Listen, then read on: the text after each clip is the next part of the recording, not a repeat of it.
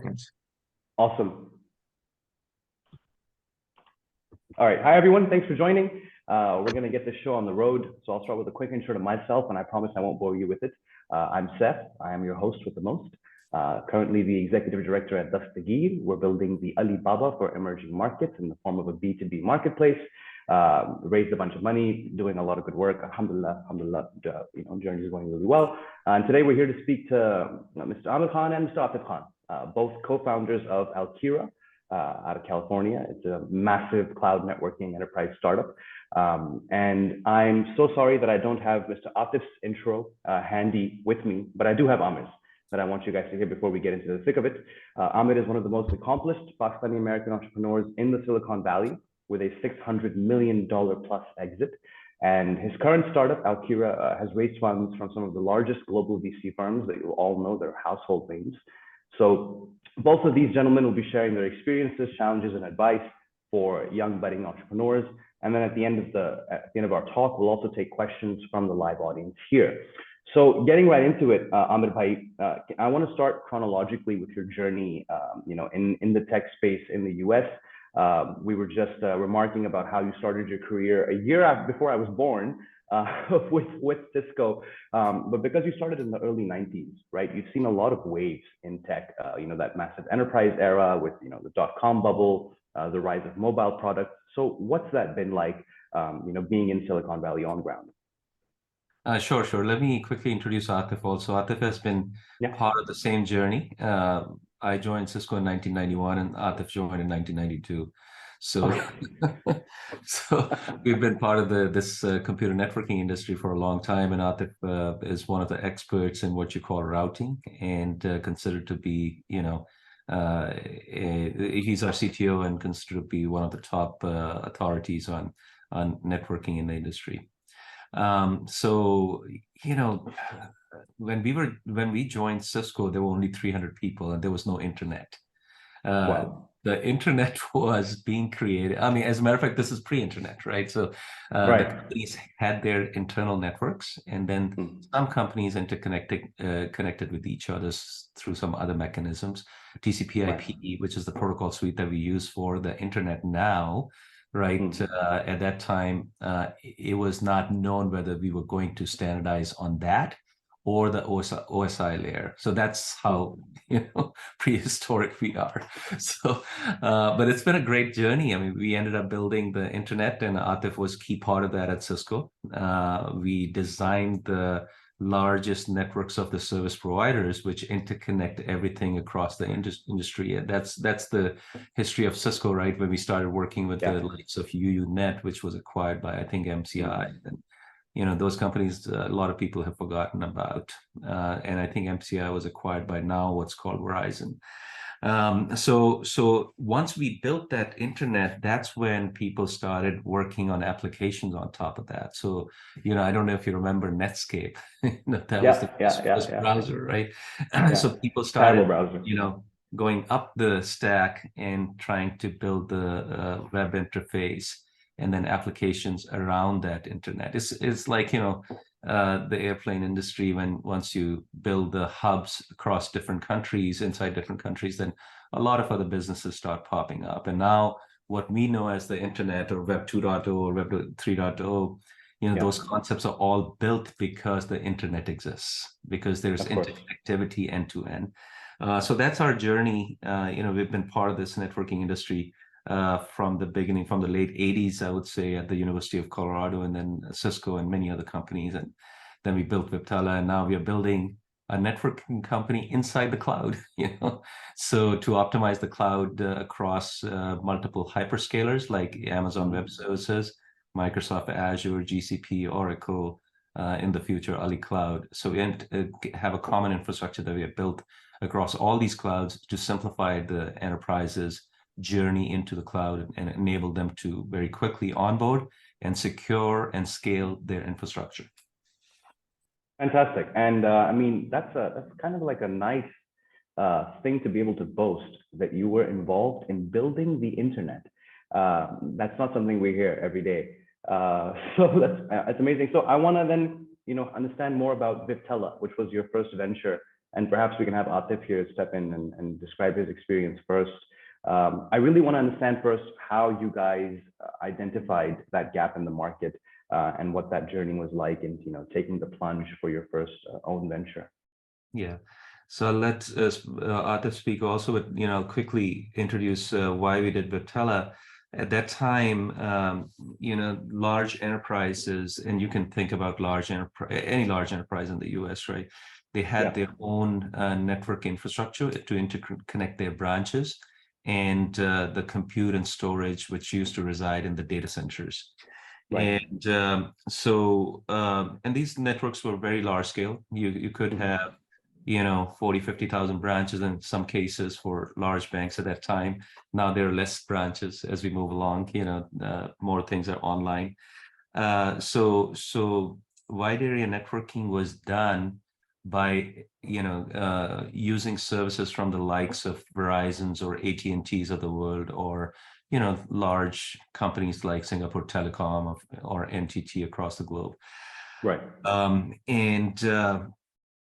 That was very slow, very costly, but extremely good quality of service and service level agreements. But then came internet along, and internet was very inexpensive. You couldn't get service level agreements on the internet, but at the same time, it was very high speed. Yeah. So a lot of cases when you were sitting at home, you could get better experience from your applications versus sitting in the branch of a corporation. So we decided that we will marry both those technologies, and things like voice at that time, or some other applications which required low latency or guaranteed performance. They could stay on MPLS, but we would marry that with the internet. But to put traffic on the internet, we had to secure the infrastructure. So we created a secure fabric across, which was common across all these connectivity mechanisms. So that's kind of the, where we started off with Viptela, and one thing led to another, and other large companies could not build similar solutions. Ours was a very sophisticated solution. So Cisco ended up acquiring us. So perhaps Atif can say a little bit more about that. No, I think you covered most of it. Yeah, that was back in 2011, late 2011, when we started working on this idea. And 2012 was when we got funded, early 2012, I think mid 2012. We were the first at that time, actually, there was no term SD-WAN. So nobody knew. Okay. That term came later. So we were the first in that space, when I say we, Viptela. After Viptela got funded, within, I think, the next 1 year, there were 4 other companies in the same space which got funded by other VCs. And it was, I think, 2015, 2016 when it really picked up, because initially people thought, a lot of people didn't understand what exactly was the value prop from the enterprise's perspective. It was 2014, 2015 when things picked up, and the driver behind acceptance of SD-WAN was adoption of the widespread adoption of SaaS. Because a bunch of companies moved away to Microsoft Office 365 and adopted many other SaaS applications. So as Amir said, experience was for these enterprises, because they used to backhaul all traffic to data centers, and then from the data centers used to exit to internet. So, and the connectivity back to the data center used to be over expensive circuits, which were like MPLS and stuff for these enterprises. Yeah. Bandwidth was low, so experience was not that great. People used to experience better or experience from working from homes, because internet speeds were higher. That's where all this started helping the enterprises. And another thing was the agility and the speed to bring up new sites and new locations, because back in the day, even today, if you order like an MPLS circuit, it takes like months before like a circuit is provisioned. And in many cases, or in some cases, even the circuits are, there are some capacity issues or something, and it takes even longer. So we were like, why couldn't we just get an internet circuit and build a virtual network on top, regardless of what's underneath, and bring up a site within minutes. So that's what we did. In fact, when we started Viptela, or the building we were in, we couldn't even get the internet connection from Comcast or AT&T or Verizon at that time. This was 2012. It was the first building, because they didn't have the building provision for so they said like it was going to take some time. So at that time, I remember I went to a cellular store, bought like a WiMAX modem, and we built our network on top of WiMAX, and then we were like, why can't people do the same thing and build their enterprise grade networks on top of these? Basically, all you have to do was build a virtual network on top. So that's like pretty much the beginning of Viptela, and then it just is. In fact, once you start, like many use cases come up, and before you know, one thing leads to another, and something that you think which is a small thing grows into a huge thing. So that's how it all happened. Fantastic. I also want to comment on the fact that of course you guys achieved a significant scale with that business, and you went on to raise a total of $110 million. But before we break down your fundraising journey, I want to understand, to achieve that kind of success, of course, you have to have the right team in place. So for either one of you, whoever wants to take this, what was the hiring philosophy like, and how did you ensure that you were building the right culture, and basically bringing on board the right players to scale that company? That's a very important question, Seth. Thanks for asking. The VCs, what they look for is a idea, especially the tier ones, that could be converted into a multi-billion-dollar opportunity. And then the second thing that they look for is the team. And team, I would say, is even more important. And when you're building the team, what you do is you obviously hire on merit, and then you look for people who have the expertise in the area which you're trying to build the company. And so we went to an organization which had done a startup before, and they were acquired by another company. And we had worked with those folks, and we identified who would be the right people to bring into the company to be able to build a solution at scale for the large enterprises. So we hired our VP of engineering and started building the team that way. Then we also did a very interesting thing, which we learned very early days at Cisco, because, when Atif joined Cisco, he was just graduating from university. And within a few months, they were so dependent upon him that he had to go back one summer to take a few more classes. And they were, calling the university to just give him the degree and over. So we learned very early on that if you hire good talent from universities and marry that with the experienced people, then that can allow you to scale the company, because you may not always find the talent, very senior people, in the industry that you're in. So it's not kind of 80-20 rule, but I would say probably 70-30, 30% of the people are very, very experienced. And then, the rest of 70 you hire based on their capabilities and background from good schools and good engineering background. So that's how we built. So team is extremely important.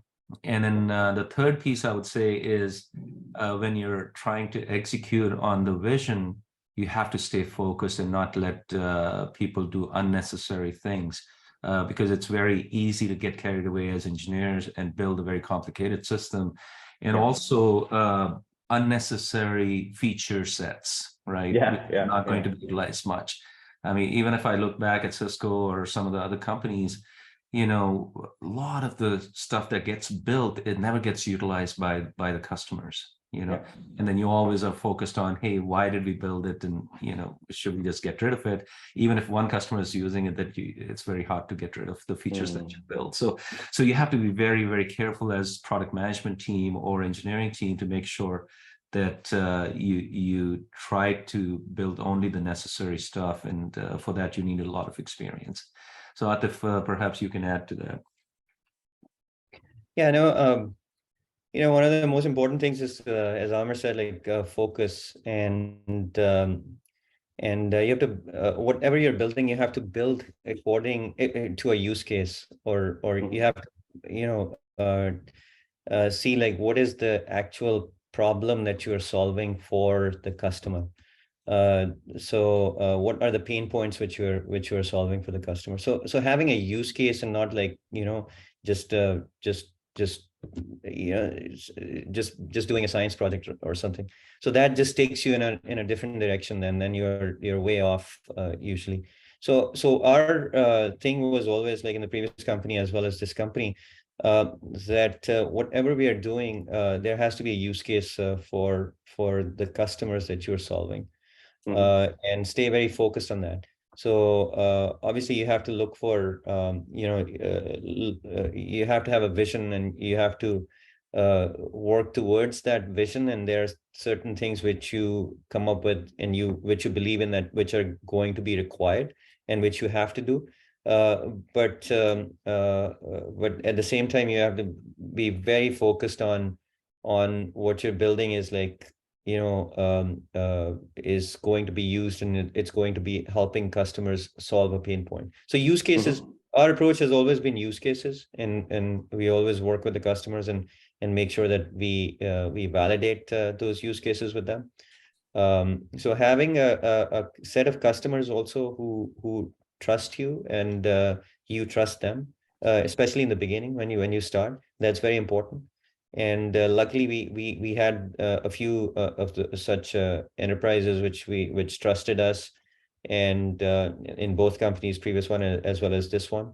And we made sure that we were building something which was solving a big use case, helping them with their pain points and stuff. Yeah, no, I think that's a super important point. I know that we have learned the hard way how deleterious dilution of focus can be. So I completely agree with you there. I want to talk a little bit about your fundraising journey, because again, you raised a total of 110 million from a couple of household names. Most of the founders we speak to will tell us that Series A is usually the toughest, and you guys went all the way to Series C with Viptela, right? So what was that journey like, and how did those rounds get more and more complicated? There's a question here that you can address within your answer about how you were a little older than the typical tech founder when you started. We were talking about that earlier as well. I think it's fantastic that you're living proof that that old adage about this is a young man's game is obviously not true. But overall, what was that journey like, and what were the challenges you faced? Yeah, thanks. So, early days, as it's not easy to raise funds. You have to make people believe in your journey. And we were going to many, many VCs. As a matter of fact, I would say that almost took me a year to raise the first, major round from the tier 1 VC, Sequoia Capital. Right. And before that, even one of the investors, he kept talking to us for 6 months. And then after that, he said, hey, can I invest $75,000 of my personal money? I was like, really? So to cut the story short, I mean, it took us a while. And then one of the people at Sequoia Capital, he believed in, what we were doing. And it happens to be Bill Coren, who's still on our board. He was SVP of engineering at Google. I think one of the first, guys who ran majority of the projects at Google early days, and he retired from there in 2011 and went to Sequoia Capital to become a venture capitalist. So he loved it. We ended up presenting to him for 2 hours rather than, it was supposed to be a 1 hour meeting. So you have to find somebody who has the appropriate background and who understands and believes in your vision, and so you end up developing a common vision to build a solution. And as I said, VCs look for an idea which would give them an opportunity to build a multi-billion-dollar company. Now, whatever happens on the journey, during the journey, it's whether you sell it or whether you continue with it, it's a different thing. Even if you look at Viptela, it is Cisco's mainstream product right now in the SD-WAN space.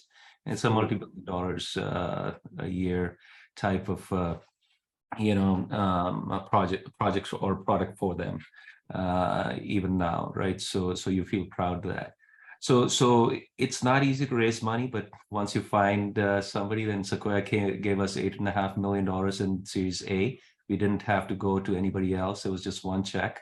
And we were very lucky. And Series B also, they did $25 million for us. And we were purely Sequoia funded company in Series A and Series B. And then in Series C, we brought in a few other investors who really wanted to be a part of the journey. And they saw that this was a big opportunity, and we raised money. And how you raise money is also important. What kind of, I guess, deal you do with the VCs and what parameters you define for the fundraising. And a lot of times, early days, people are not very experienced, so they end up signing for a simple example for, preferences. And, when you sell the company or later on in the journey, it hurts you. So you have to be very careful as to how you raise money. We try to make it as clean as possible so that it's a win-win situation for the investors as well as the team itself. So yeah. And as you rightly said, somebody asked the question about the age. Atif is over 50 years old, and I'm turning 60 in April. So when I started my first company, I was 48 years old, and a lot of people used to make comments about, we are too old to do a startup. And we were like, we still play squash, and our team wins the California League every year. And, so Atif was still one of the top players in the country, in the US in amateurs at that time. And so you want energy or stamina, we have that. So don't worry about it. So it was a fun journey, from that perspective. And when we were talking to the VCs, and, you have to basically have them believe in your journey, and they will fund you. Agreed completely. Let's talk about your exit from Viptela. And there's a question here about why you chose to exit as well. So, I mean, why? And I'm more concerned with the how as well. So an exit of that scale, 630 million, was 610 million, yeah. 610 million, right. Yeah. So, and you sold it to Cisco. So I imagine that was a complex deal. Why did you make that decision, and how did you execute it? As a matter of fact, Atif and I did not even want to sell the company at that stage, because we really believed in it, and we thought the opportunity was much bigger. But given that when you're doing a startup for the first time, and you bring in people from outside also, and they join you for the journey, then you have to consider the overall team. And the team at the time, and it's not easy to work day in and day out for many years, 5 years, and then people want to get a reward after that, right?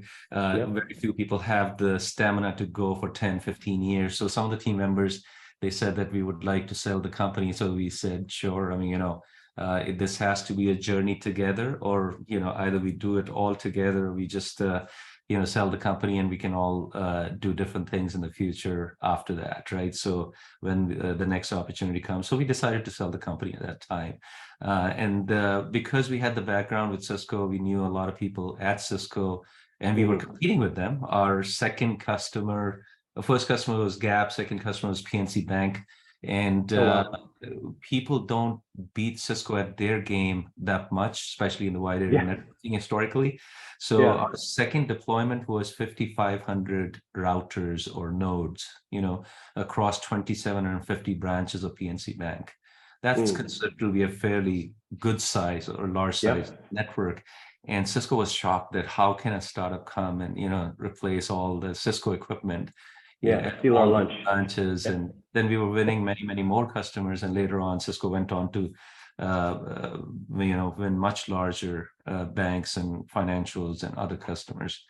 So they were keeping an eye on us, and then one thing led to another. We started having discussions, and they decided that this was the right solution for them. Their own solution would not work well for the future, so they ended up acquiring the company.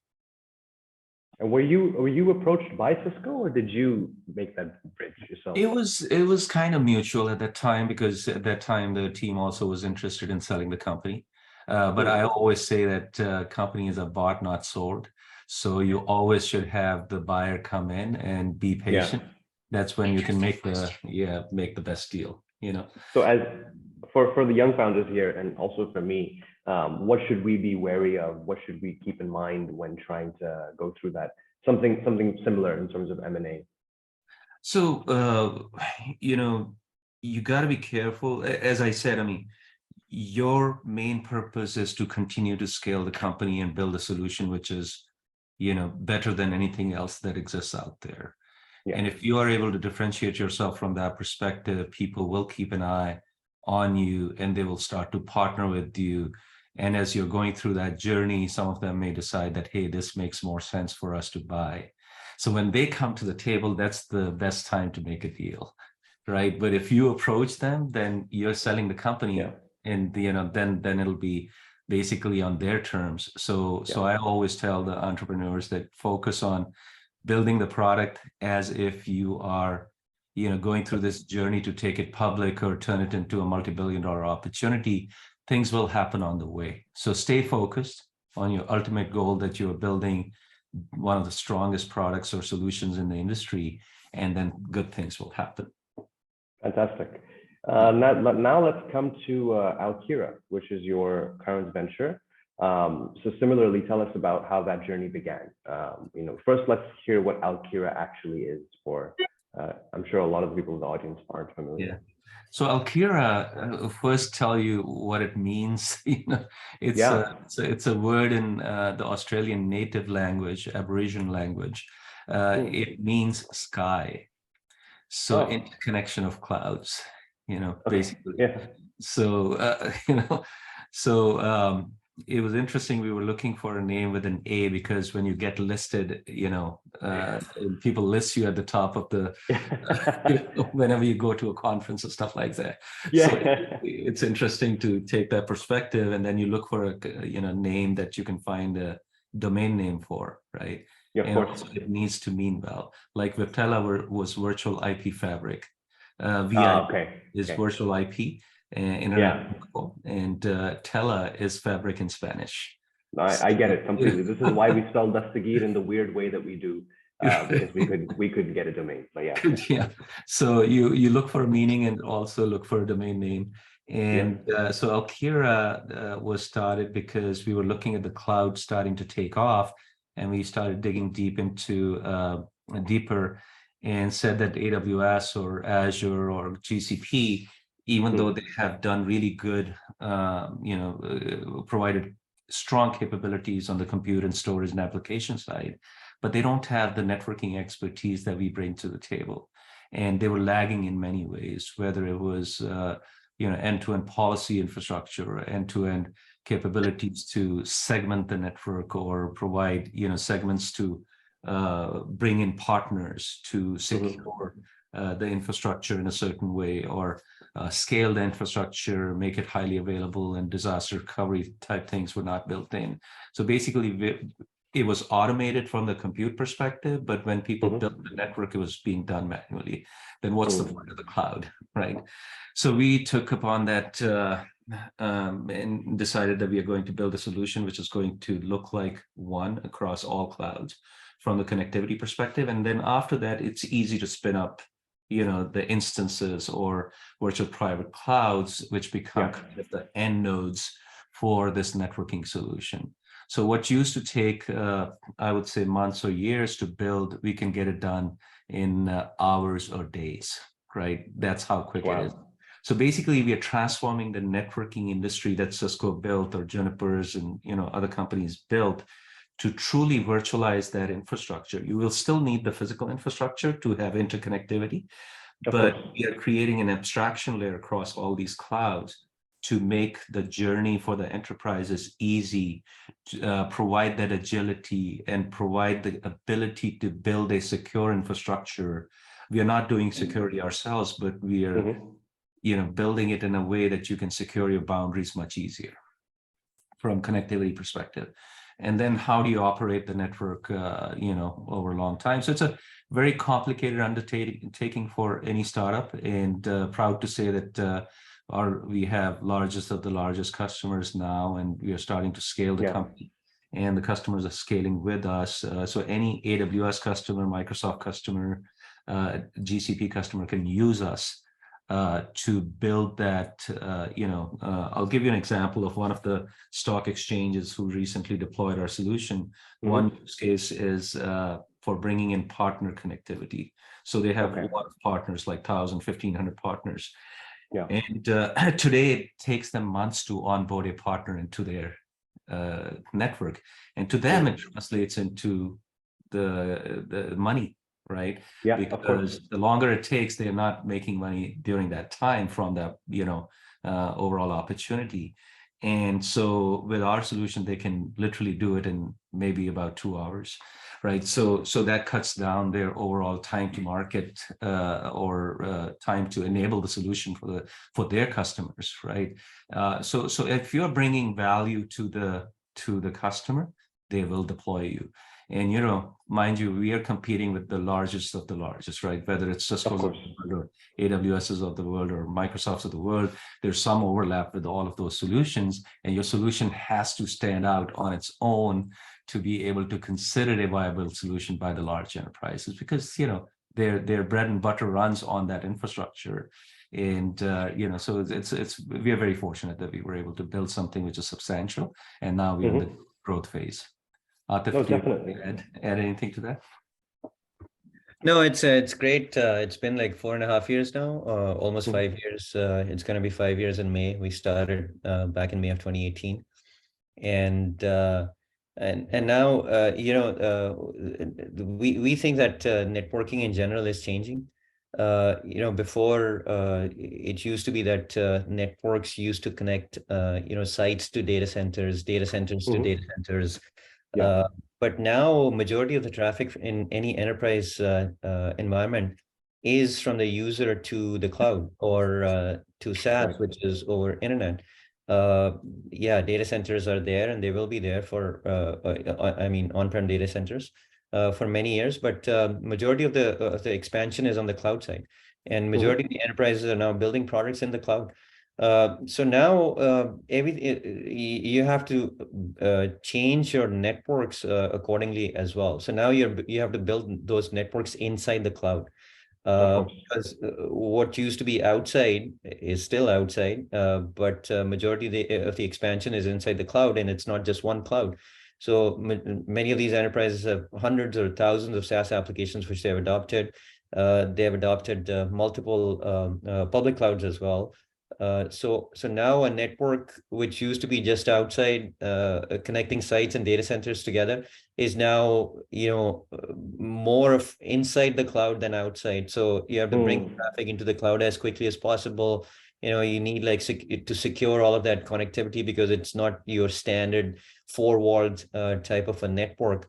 So all of that stuff, how do you secure your networks? How do you provide other networking services inside of your network?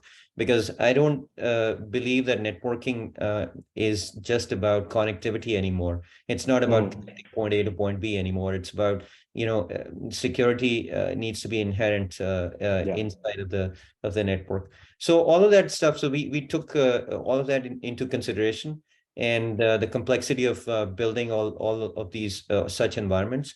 And one more thing which I'll mention is we believed that the IT in general, the industry is moving towards as a service type of a model. This infrastructure as a service, software as a service. Networking was the last one. In fact, we were the first ones. I say that we are the first ones. We've been using this term as a service, networks as a service, for many years. But truly, nobody was doing network as a service In fact, I consider us culprits also, because even in the previous company, we used to, bring in this marketing term as a service, this and that, when all we were doing was just putting, the control plane into the cloud and delivering that as a service. But here, having the capabilities or providing the capabilities to customers where they can build networks on demand, consume networks as a service. So I think that's where the industry is. That's a direction industry is going into, and we have seen this trend happen over the last 15 years, like in other spaces or adjacent spaces like infrastructure as a service and software as a service. So network is going in that direction, in our opinion, now, and that's interesting. That's interesting, Atif. And you mentioned the evolution sort of in networking. And what do you think now? Like, so with the availability of better cloud networking solutions like yours, better cloud security solutions as well, when or do you think this is going to happen at all? That because I mean, now more and more companies are entirely born in and thriving in the cloud. Right? When will these companies, or when will it become the norm that this entirely replaces on-premise data center operations? Or is that not going to happen, in your opinion? In my opinion, it's going to happen. It's a matter of time. Because if you look at all these, which would be good for you, which would be good for business. If on-premise dies. Yeah, it's good. It's in a way, it's good for us. But I think it's going to happen because if you look at all the new age companies, like we started, we are purely in the cloud. We don't own any infrastructure as far as like data center or any of that stuff is concerned, right? So majority of the new companies which are starting, everything is in the cloud. And the legacy companies, the older companies, it takes them like many years to get rid of their data centers. But we have seen that even the largest of the companies now are on this journey. They are not growing their data centers. Majority of them, there are one or two here and there that you will find that who have their own reasons. Cloud is expensive, but then you have to look at the CapEx versus OpEx also, and there are tons of things that you to look into. You cannot just compare the cloud cost directly. You know what I mean? By that. Of course, it's apples and oranges. So I agree. So the data centers for these large companies, it takes like years and years for them to transition out of the physical data centers into the cloud. But that journey that's happening, and if you look at Googles of the world and stuff, they started 20 years ago. Where was Google? They started like 22 years ago, right? And now these are the biggest companies, and the biggest companies of 20 years from now are probably starting now, right? Absolutely. And none of those companies are building their own infrastructure. So everything is going to be consumed as a service, in our opinion, and that's where the growth is. That's why networking needs to change now quickly, because you have to keep pace with all this transformation. So network transformation needs to happen also, and that's our the vision also, that how we are going to transform these networks to accommodate this type of change. Interesting. Amir bhai, so let's talk about the fundraising aspect with Alkira now, because this was your second venture after a successful exit. Did you feel that raising was a lot easier? Did you find lower cost of capital? Did you find investors to be more receptive, despite any of the ageist comments that may have been passed earlier, even though you were even older this time around? They saw even more energy from me this time. I bet. So this time, me and Atif, we went, and we were very fortunate. We were able to raise the money very quickly. Very simple presentation. The idea was good. They knew that we could build a team, so they decided to fund us. Both Kleiner and Sequoia did half and half in Series A, and they gave us $10.5 million each. So it was certainly easier to raise the money. It took us much, it was literally a few weeks for us to raise the money. That's amazing. That's amazing. A few weeks for Series A. Yeah. So wow. we haven't done seed. Even at Viptela, we didn't do seed. And, here also we went for Series A straight. And then we raised Series B, was led by Koch Industries, which is one of our largest customers right now. And they decided, so they love the solution so much. Not only is their central IT running on Alkira solution, which, I mean, they happen to be one of the largest AWS customers in the cloud. Wow. Okay. And their whole AWS infrastructure is running on Alkira solution. Wow. Okay. And which we feel very proud of. And their customers like Warner Music Group, or a few of them that we have announced publicly, Chart Industries, and small startups like Techion. So it wasn't as difficult. And the idea, as I said, idea and the team is what they look for, the VCs. Of course.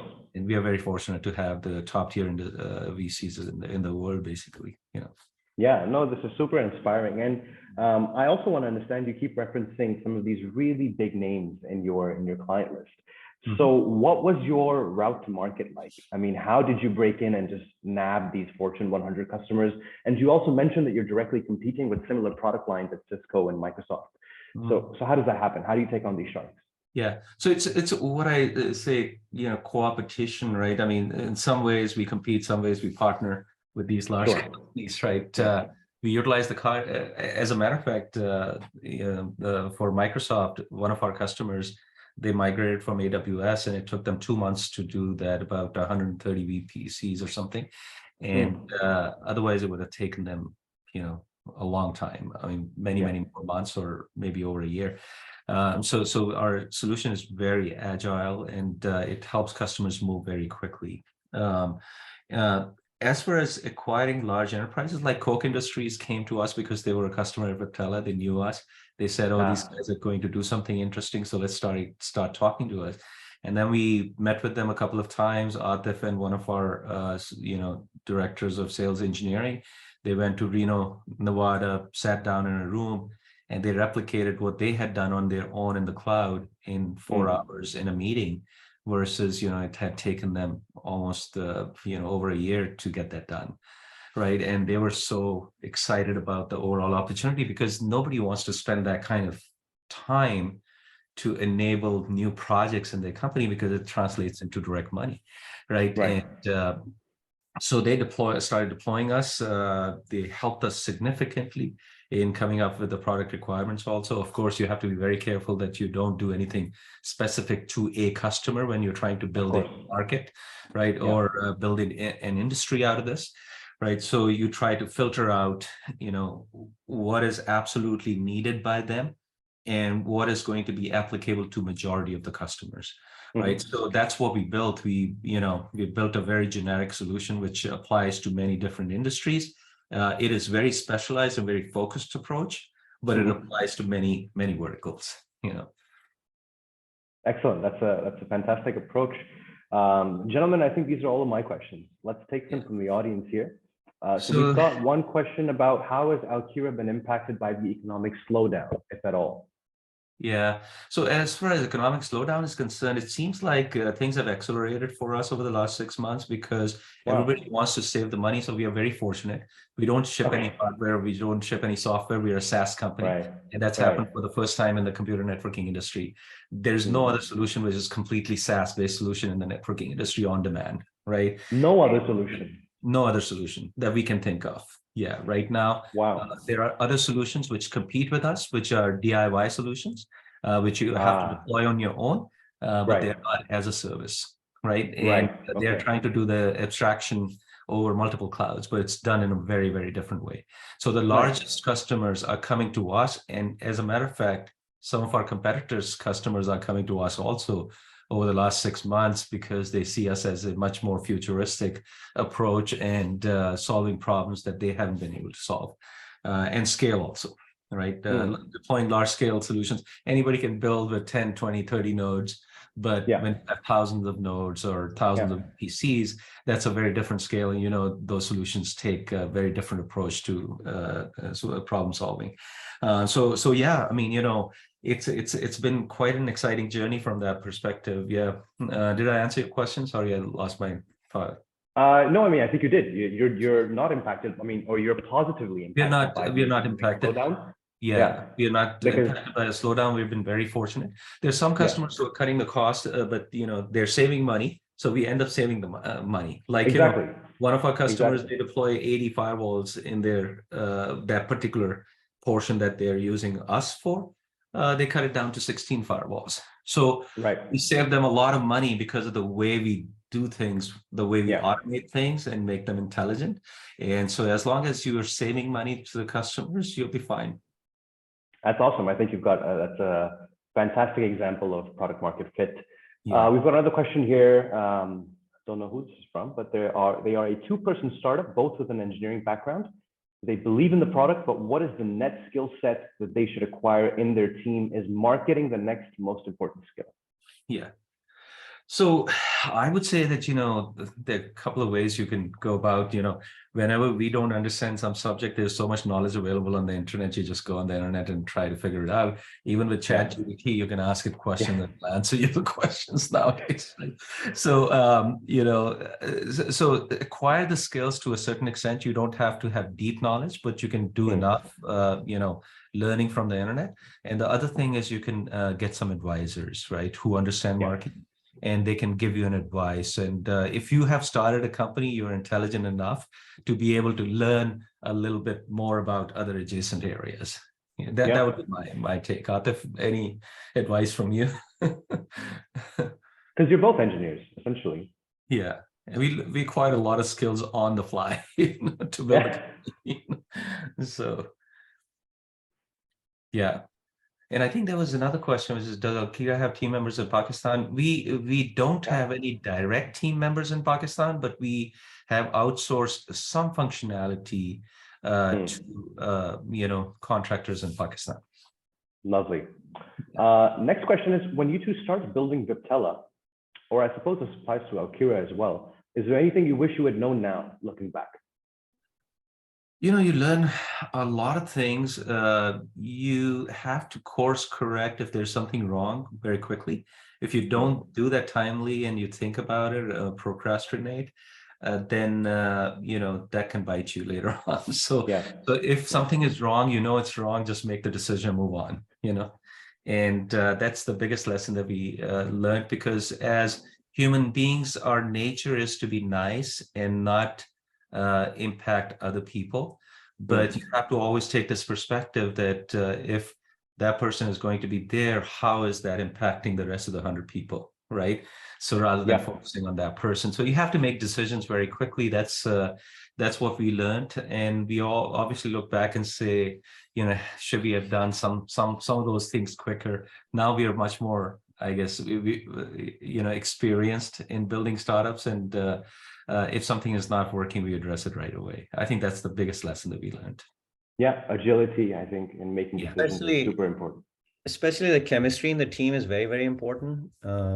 Sometimes you hire like a superstar, and that superstar doesn't fit in the team from the chemistry perspective.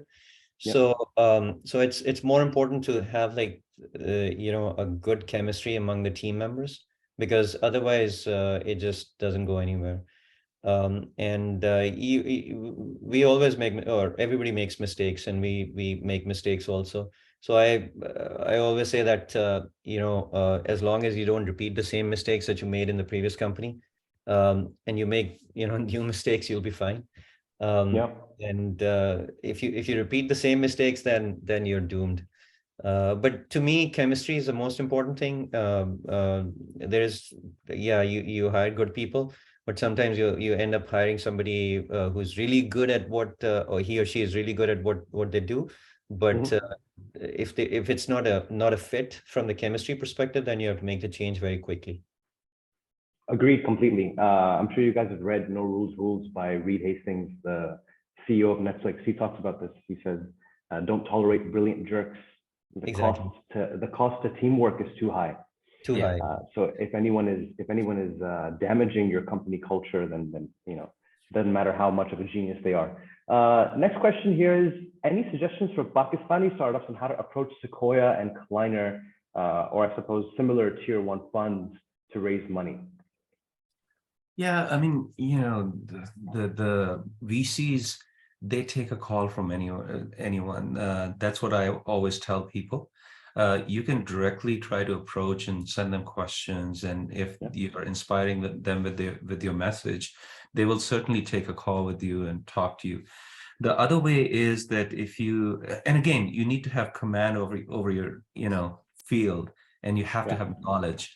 And if they feel that you have the knowledge and you're coming with proper homework done, then they will certainly take a call.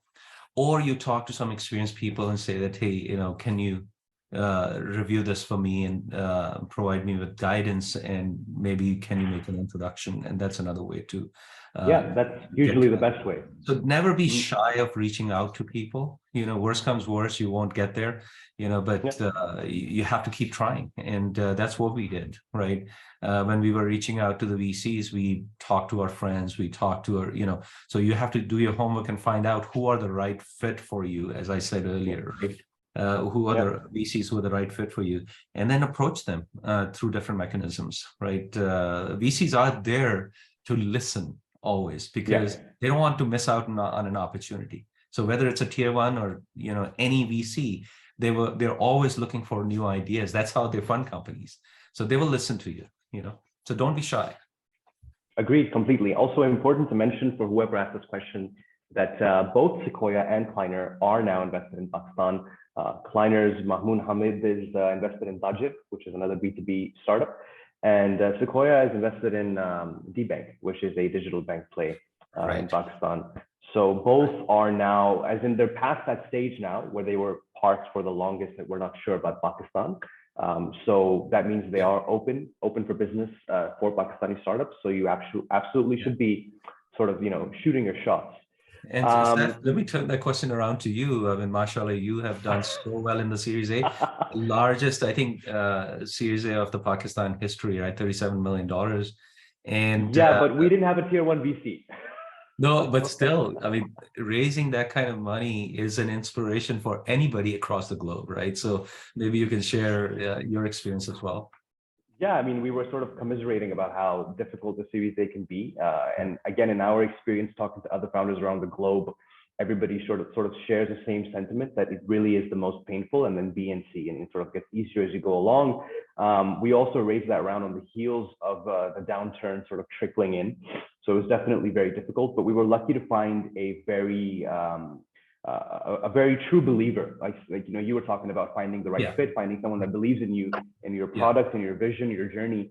So Beyond Ventures led our round. They are of course a corporate venture capital, and they were firmly sold on our vision, on how we see this sort of B2B play for emerging markets globally. And then that is kind of how the rest of it falls into place, right? So with raising, I think the toughest part of it, especially with the bigger rounds, is trying to find the lead. And once you have a lead, other investors are more willing and more likely to follow along. So, and we had a bunch of great VC firms from the region, from the US, participate in that round as well. But yeah, it was definitely an experience. But again, I think what Amir Bhai is saying is super important about always shooting your shot. Beyond Ventures, our lead, and Beyond alone put in $15 million in that round out of 37. That began from a cold message on LinkedIn. No warm intro, nothing, right? No network, nothing. So they responded, they were interested. We went through the entire pitch process. It was long and arduous, but it was ultimately worth it. Pay your dues, right? You have to work hard. Of course, nothing good comes easy. Right. But you have to be excited, and you have to be always, inspired, right?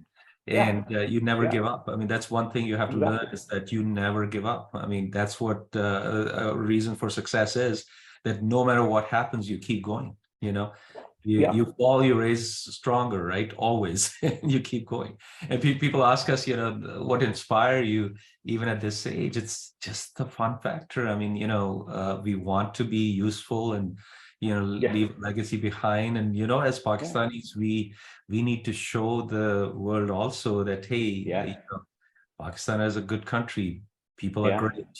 They are very inspired and they can do things. And, it's always good to have that inspiration and, to be able to do something good in your life. Yeah, absolutely. I mean, otherwise, I'm what super else do you do? inspired. I don't want to sit out and just lie down and in this age. You got to have fun, man. One I of my agree. inspirations is that I hang out with artists friends most of the time who are much younger, right? So that keeps me young also. No, that's fantastic. Guys, we're just about, I think, about to hit our time, but we've got a couple more questions here if you want to take them. Someone's asking us, what's your take on Pakistani startups and how can they approach investors in the current global macro environment on top of Pakistan's own political instability? If you want to comment on that. Yeah, unfortunately, I don't have much experience in that, but I'm sure it's very difficult right now with what's going on, especially the outlook on the economic, especially the economic outlook that people are, presenting to the world. I wish and hope that our government realizes this and gets together and works together to solve this problem rather than fighting with each other. There's nothing, absolutely nothing that you achieve by fighting with each other, right? And you got to have you got to inspire each other. You got to work together, and let's put Pakistan's best foot forward. I mean, rather than just political parties just trying to put each other down all the time, which we're all tired of, right?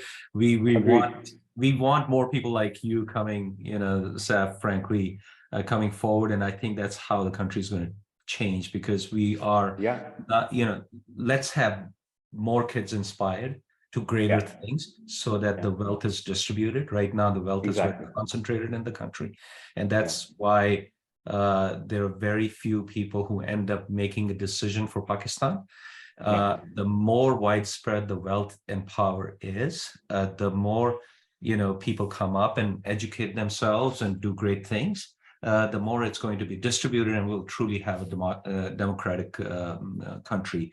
But for now, we are unfortunately constricted by what happens because of the lack of, if I may say, decision-making distribution, right? I mean, it's all concentrated in a few camps, right? And no, that's very well said. I mean, there are still areas in Pakistan that exist where people don't even let them educate those people. Right. It's so unfortunate. I mean, it's all about education. Islam was all about, educating the masses and making sure that the masses progress, not a few people. Agreed. We've got a great question here that Atif, I think, will enjoy. So I'm going to pose this to you. How has security evolved from the old days until now, especially in SaaS, hybrid cloud, and multi-cloud? And how would the future look like for security, medium to long term? I think security has had to evolve because of the changes because of all the changes which have happened over time. As I mentioned before, everything used to be within your four walls. When I say within your four walls, your data centers and your four-walled network. Now your data is residing like in so many places. You have so many different clouds that you're using. You have so many SaaS applications which you're using. So your traffic is like your traffic patterns have changed completely in the last 10 years or so. So now you have to secure like all of those things. So so it has changed quite a bit from that perspective.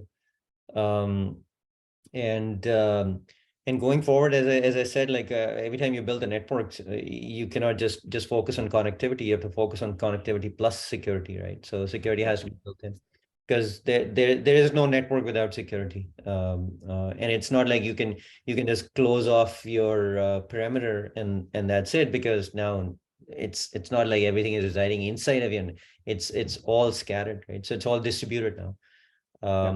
So. Yeah, I mean, security is, is such a fundamental part of what we do. As things evolve, there will be more ways for people to attack things, and you'll have to keep securing, in new different ways. And, virtualization is one of the key ways that you can secure your infrastructure, by making sure that your boundaries are very tight and there are only few areas from where people can access the infrastructure. So that's what our solution does, is try to streamline the overall connectivity so that you have complete control over how people can access your infrastructure and what are the entry points and exit points from the infrastructure, to and from the infrastructure. So that's very, very important. And Atif says it has to evolve in many different ways at many different layers. And as the industry becomes more and more, distributed, the more challenges we will run into security. Security is always going to be an important piece of the overall equation in the market, no matter what we do, whether we do AI or anything else, right? Agreed. Where do you guys see Alkira in 5 years? Oh boy, one step at a time. I always tell people that focus on where the ball is going, right? And, keep an eye on the ball, like Hashim Khan used to say when he played squash, right? Yeah. And, we will stay focused on building our customer base. That's what our primary focus is, to continue to expand. And as we expand, good things will happen. And, ideally you want to, turn it into a big company, and that's what our focus is. We'll stay focused and see what comes on the way, It's already a big company, Amir bhai. I mean, you're being very humble. You guys are a Series B company serving, I don't know how many Fortune 100 customers. So this is fantastic. And again, I mean, you guys are doing Pakistan proud as well. So I think this is fantastic work. And this was a great session, guys. Thank you so much. Thank you to everybody. Thank you to everybody for joining and listening to us.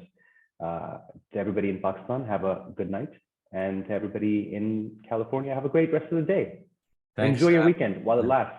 Thanks, Ali. You guys are doing a great job in putting these sessions together. So really appreciate it. Really humbled to be a part of this. Mr. Ali Fahad, I'm gonna start a petition very soon to get Mr. Ali Fahad the Tamgha Imtiaz, because this guy's doing a lot of work. A lot of work. Absolutely. I mean, we're very proud of him. So same.